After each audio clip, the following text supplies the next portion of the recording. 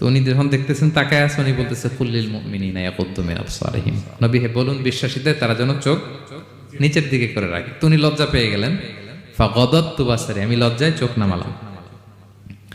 এরপর আমি বললাম ইরকাবি ওয়াকাদ আখালতু নাকাত, ওঠেন। আমি আবার ওটের রশি ধরে টানতে আরম্ভ করলেন। ভদ্রমহিলা উঠেই আবার কোরআনের আয়াত পড়লেন, যেটা আমরা গাড়িতে বা কোনো বাহনে উঠলে পড়ি। তিনি পড়তে আরম্ভ করলেন সুবহানাল্লাযী সাখখারা লানা হাযা ওয়া মা কুন্না লাহু মুকরিনিন ওয়া ইন্না ইলা রাব্বিনা লামুনকালিবুন।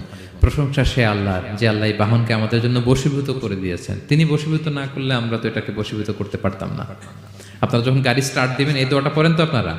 গাড়ি স্টার্ট দিলে, বিমানে উঠলে, ঘোড়ায় উঠলে, যে কোনো বাহনে উঠলে এটা পড়তে হয়, কোরআনের আয়াত। তো উনি বললেন, আমি এবার উঠলাম, ওটের জিমাম ধরে টানতে লাগলাম আর একটু হই হই শব্দে ওট চালাতে লাগলাম যাতে করে তাড়াতাড়ি যাওয়া যায়। উনি কোরআনের আয়াত পড়লেন, ওয়াকসিদ ফি মাশিক ওয়াগদুদ মিন সাওতিক